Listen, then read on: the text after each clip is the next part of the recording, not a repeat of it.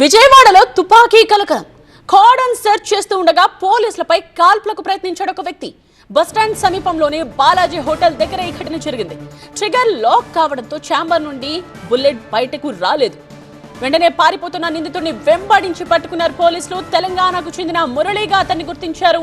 మురళి స్వస్థలం వరంగల్ జిల్లా నేలిగూడూరుగా గుర్తించారు. సో నిందితుడి నుండి 9mm పిస్టల్తో పాటు 5 రౌండ్ల బుల్లెట్లను కూడా స్వాధీనం చేసుకున్నారు. అతి కష్టం మీద మురళిని అరెస్ట్ చేసి పిఎస్ కు తరలించారు పోలీసులు. నిందితుడు మురళి ట్రాక్ రికార్డ్ ని వెరిఫై చేస్తూ ఉన్నారు. విజయవాడ బాలాజీ హోటల్లో ఇప్పటివరకు 6 సార్లు చెక్ ఇన్ అయ్యాడు మురళి. తెలంగాణ నుండి ఏపీకి ఇన్నిసార్లు ఎందుకు వచ్చాడని ప్రస్తుతం ఆరా తీస్తున్నారు పోలీసులు. అసలు ఎవరి కోసం వచ్చాడు, ఎందుకోసం వచ్చాడనే కోణంలో దర్యాప్తు చేస్తున్నారు. తెలంగాణ పోలీసులతో సంప్రదింపులు జరుపుతూ ఉన్నారు ఏపీ పోలీసులు.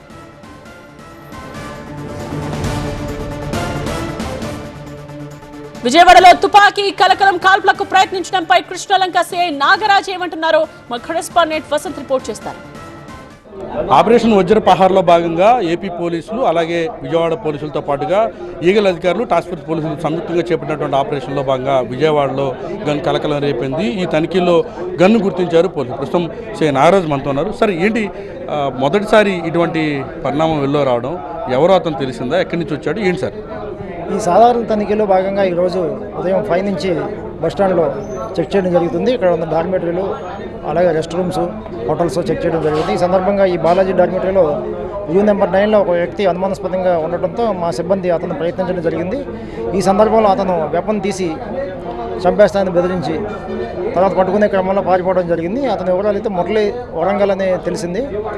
ఇక్కడ రిజిస్టర్లో చెక్ చేసిన దాన్ని బట్టి అతను విజయవాడ బ్యారేజ్ వైపు పారిపోయడం తెలిసింది వెపన్తో సహా. అతన్ని పట్టుకుని వివరాలు రాబట్టడం జరుగుతుంది. అతను ఇప్పటికే 4-5 సార్లు వచ్చినట్టు కూడా మీ వెరిఫికేషన్లో తెలిసింది. అసలు ఏంటి, అతనికి ఏమైనా క్రిమినల్ యాక్టివిటీ ఉందా, తెలంగాణ చుట్టూ అధికారులు ఏమైనా మీరు సంప్రదించారు, ఏం చెప్తున్నారు? అటువంటి యాక్టివిటీ అయితే ఏపీలో ఎక్కడ అతని రికార్డ్స్లో ఎక్కడ కనిపించలేదు.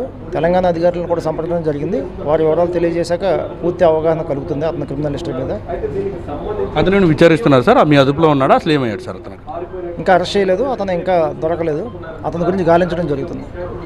ఇది ప్రస్తుతం కృష్ణలంక సిఐ నాగరాజ్ చెప్తోంది. ప్రస్తుతం విచారణ చేస్తూ ఉన్నాం. ఎవరైతే ఈ ఘటనకు పాల్పడ్డారో అతనికి సంబంధించినటువంటి వివరాలు రాబట్టే పనిలో ఉన్నాము.